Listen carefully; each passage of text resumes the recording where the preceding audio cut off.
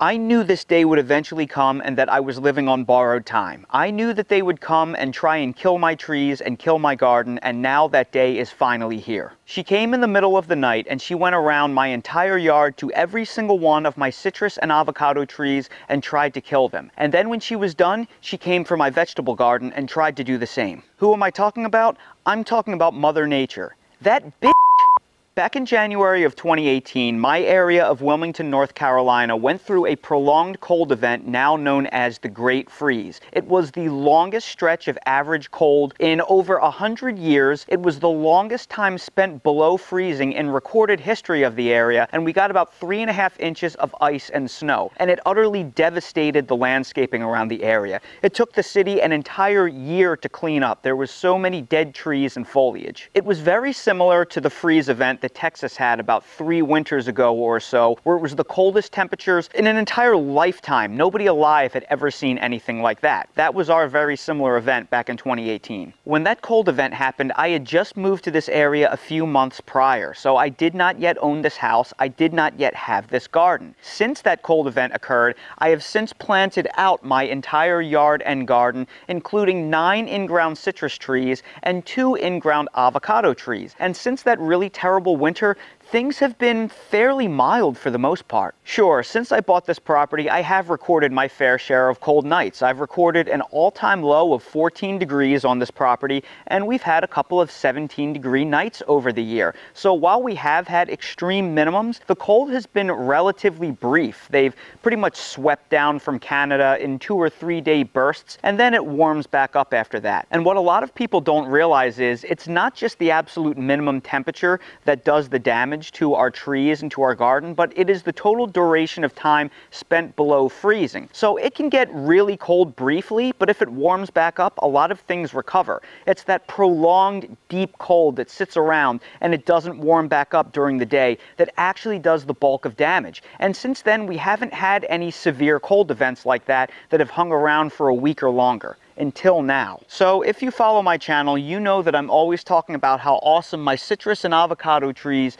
do here in North Carolina where they shouldn't grow. And I attribute a lot of that success to my cold protection methods that I've developed over the winter. And people have warned me, look, while these cold protection methods may work on any given winter, we haven't had really deep, prolonged cold since 2018. And eventually we are going to have a very bad winter, and these protection methods may not hold up. So unfortunately, it looks like we're going to find out this winter, because we just had the most prolonged cold event since that January 2018 freeze. And while it's not nearly as bad as that was once in a lifetime cold, this was by far the coldest it's been, the longest, and things have not warmed up during the day. This began on November 30th, and our low temperatures recorded each night since has been 25.3 degrees, 25 degrees, 26.4 degrees, 24.4 degrees, 19.9 degrees, 38.8 degrees,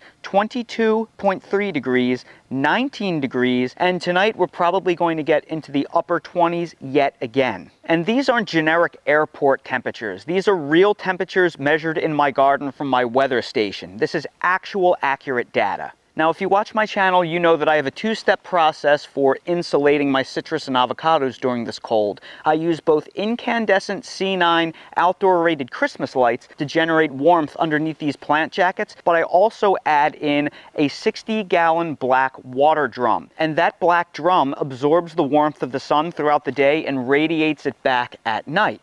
Well, the problem is that when it doesn't warm back up during the day and we stay below average for over a week, they lose their charge. They can't warm up appropriately and get recharged to radiate that heat back during the night. So every night they basically get weaker and weaker, and that damages my cold protection ability. This is especially problematic for all of the citrus and avocado trees that I have planted in the rear of my property, because I'm way too far away from my house for electricity. So all they have to survive are those 60-gallon pickle barrels and the covers on top of them. And to make things worse, these are the youngest trees that I have planted, so they don't have the benefit of being really large and mature to handle that cold. So I'm making this video because I want to be fully transparent about how I protect these trees when we get really, really bad cold. Now, if you watch my cold protection videos, you know that I love covering things in agricultural fabric, which is the white fabric on the bottom that lets in light,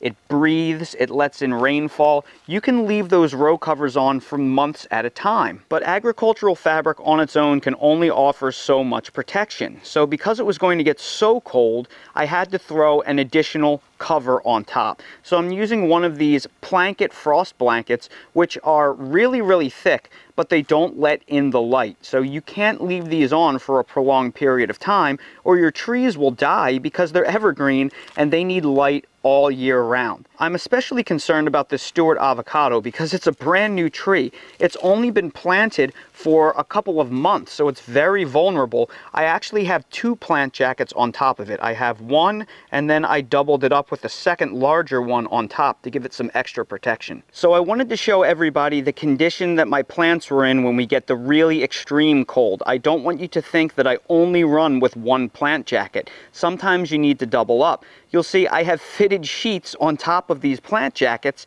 in order to hold in the heat so it doesn't all escape throughout the top, because them alone can only provide so much protection.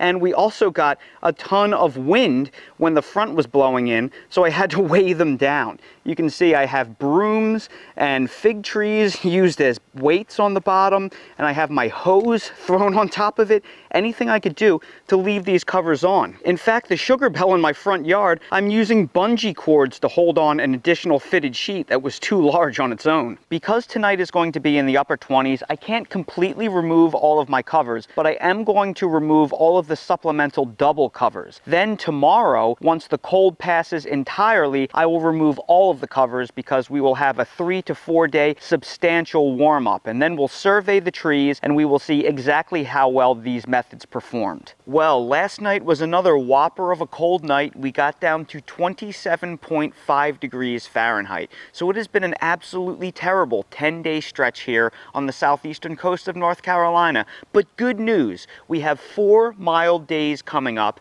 and now is the perfect opportunity that I can remove all of these plant jackets, air out these trees, give them some direct sunlight, and most importantly, verify that no damage was done in the cold. So I'm going to go around all of these trees, remove the plant jackets, and then I will carefully check them over to make sure that my cold protection methods did their job. So the plant jackets have been removed, and I'm happy to report that everything looks great for the most part. This Owari Satsuma sailed through the cold, which is expected, and thanks to the cold weather, I'm getting some great color on these oranges. A lot of people don't know, but it's actually the cold that induces color on citrus. That's why citrus grown in the tropics tends to stay pretty green. So this tree is a-okay, just fine.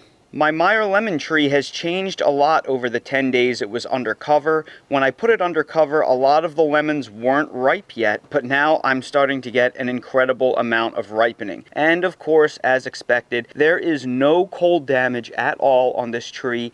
Even the top growth that's just starting up top, that was touching the fabric and it's not even burned. So that is how incredibly well this lemon tree did throughout the cold. Just incredible. And then we have my cold hardy Lila avocado. This was just starting to flower when I put the plant jacket over it, but now I'm starting to get some profuse blooming all over the place. It's also starting to bloom on this side. It tends to bloom in the locations that get the most sun, which is why it's so important to prune your avocado to an open center and let in light. Now, I did notice that up here there was a little bit of tip damage where the top of the tree was touching the top of the fabric. Even your most cold hardy avocados are wimps compared to citrus, so I knew that this was probably going to get a little bit of contact burn here and there, but it's extremely minimal. So everything here sailed through and did just great. But honestly, I was totally confident that all of those trees were going to be just fine. I have a wireless thermometer inside that plant jacket of my avocado, so I knew the trees were well protected. They had the incandescent lights, they had the water barrels, they had the southern exposure of my brick wall, they had 5 to 6 years of establishment, so they're very mature trees. They can handle the cold. I am much less confident about the citrus and particularly the avocado back here because they're a lot younger, and I have a wireless thermometer under there as well, and those water barrels were extremely depleted and not doing a very good job anymore after 8 or 9 nights of cold. So my prediction is I think the citrus trees are going to be okay, because the citrus is pretty darn cold hardy and it just didn't get that horrifically cold for a minimum. I am genuinely concerned about this Stewart avocado under here because this thing has only been in ground for a couple of months. It is even less cold hardy than my Lila. It's not established at all. So I'm going to remove all of those covers and I'm really going to be crossing my fingers for that avocado tree. And as predicted, 0 cold damage on the citrus. They are all doing just fantastic. They are so cold hardy. They are so easy to grow. They are so stable. Even all the fruits on them are just fine. And it got pretty cold back here. What's nice to see too is even my brand new Eustace Limequat that I just planted a couple of months ago shows no sign of injury at all. Other than a little bit of leaf miner damage down here, this thing is just pristine. So the citrus, as I predicted, sailed through completely unharmed. It comes as a shock when I tell people I do not buy citrus at all from grocery stores except lemons and limes when I need them for cooking and I don't have them throughout the year. But I do not buy sweet citrus. I don't like it except when I grow it. When I grow it, it is just absolutely fantastic. It is as different as a grocery store tomato versus a homegrown tomato. These things are just a joy to eat. You put your finger right in the bottom and the skin will just pop right off. They call it zipper skin. And there you have a beautiful segmented mandarin orange, and sometimes they're seedless, sometimes there's a couple of seeds in it because I have so many citrus planted next to each other they cross-pollinate. Oh my goodness, that is so good, that is so sweet. If you have never had fresh ripe citrus right off of a tree, what are you waiting for? This is just, it's a wholly other experience. This Stewart avocado was far and away my biggest concern. For it to have to endure this long duration of cold when it's only a few months old really had me nervous. This tree looks fantastic. I mean, there looks to be no cold damage to it at all. The branches are absolutely pristine. The only thing I did notice is a little bit of mottling on these leaves right here. Those spots were not there before the cold, so I thought to myself, oh no, did a spider mite infestation or something happen while it was undercover? But I checked underneath all of the leaves and there are no signs of any pests. They all look pristine. Oh look, except here is a little something right there. So it looks like that there was one little pest on the underside of that leaf, but that one pest probably can't do all of this damage. And what is interesting is this pattern is only up against the branch that was touching the face of the frost cover. So I'm wondering if this is just a frost or freeze pattern. These leaves might have gotten a little bit cooked because the tree is so young. Because when you get back on the tree where the water barrel is, none of that damage exists except for this little leaf right here, which again does not have any insect pests on the back. But ultimately that does not matter because the branches are completely perfectly green and unharmed. So even if those leaves got a little bit damaged, it's not going to matter in the long run, and this will recover and put on new growth. So I say this is extremely successful for this little Stewart avocado tree to go through such an event like this while it's so young and sail with flying colors. But how did my vegetable garden fare over this long duration cold?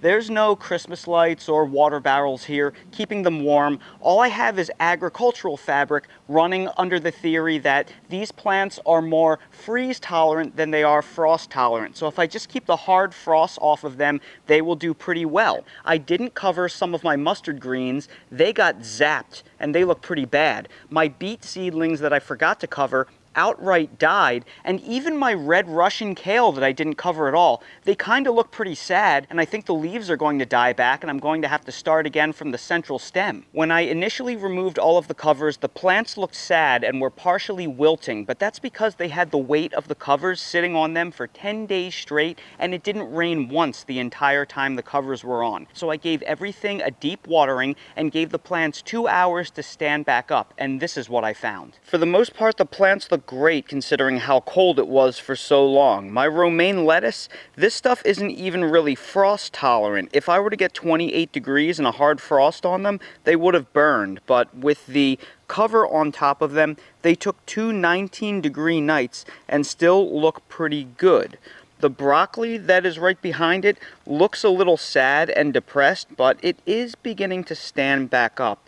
You'll see the actual plants themselves are relatively unharmed. I think they'll wind up perking up in about a day or two. My cabbage plants over here were a lot smaller and did seem to take a little bit of damage. There is some burn on them, but it does look like the centers of the plants are okay, and they will probably recover as well as long as it stays more mild. Then over here we have our mustard greens and our collards.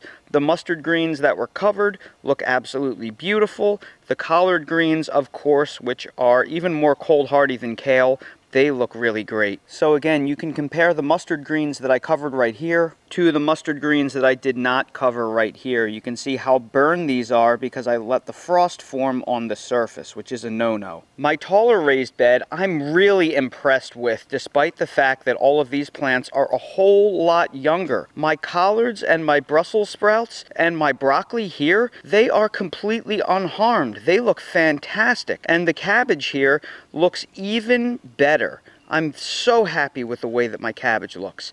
And the bok choy and the radicchio, that looks absolutely incredible. Look how great they look. That bok choy, that is amazing right there. No damage at all. And again, look at this baby romaine lettuce. This is that giant Caesar variety that does not really handle frost on it well at all, yet underneath the cover, the small romaine is absolutely perfect. This would have probably been killed had I not covered it, but because I did, it is completely unharmed. And again, we will compare the beet seedlings that I did not cover here to the beet seedlings that I did cover here. So while they don't look perfect, they are still alive and they will recover, and my more mature beets and radishes sailed through relatively unharmed. But things are even more impressive underneath my little PVC hoop houses. The carrots, the chards, the beets, the turnips, the rutabagas, the parsnips, even celery and dill back there. Completely unharmed, undamaged because of this frost cover on top. And all of the baby new red fire lettuce that I planted underneath this PVC hoop house right here, completely perfect, like nothing even happened. Just incredible.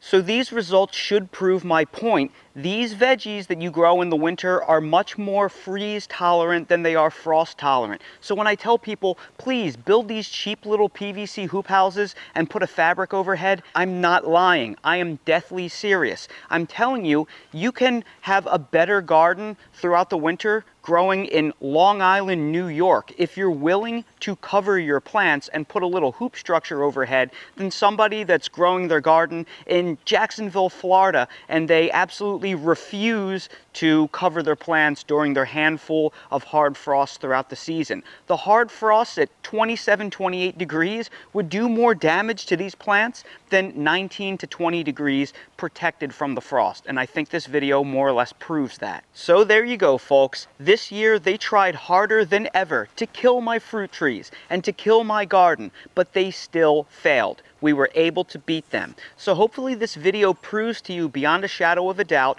that these cold protection methods that I have developed over the years actually work, and not just in the short term, they work in the long term. This was 9 to 10 days of unseasonable cold coming 6 weeks earlier than usual, the worst cold since the 100-year freeze of 2018, and we were still able to defeat them. And I know that if you employ these cold protection methods, you can have a ton of success too. So everybody, I sure hope you found this video helpful. If you did, please make sure to hit that like button, subscribe to the channel, and please ring that notification bell so you're notified when I release release more videos like these. If you're curious about any of the products that I use in real life in my garden, like the cold protection items, I will place direct links down in the video description to them, as well as a link to my Amazon storefront that shows you everything I use in real life. And while you're down there, please check out my spread shop for custom merch if you want to support my channel. Thank you all so much for watching, and I hope to see all of you again on the next video. When I went to bed last night, Dale was wearing his pajamas. I woke up this morning, and here is Dale's pajamas, and here is Dale. Dale, how did you get out of your pajamas? How did you take your pajamas off? You're all naked. How did you do that? You don't have opposable thumbs. How did you take your pajamas off, Dale? You want to go outside? All right, well, you've already taken off your pajamas, so let's go outside.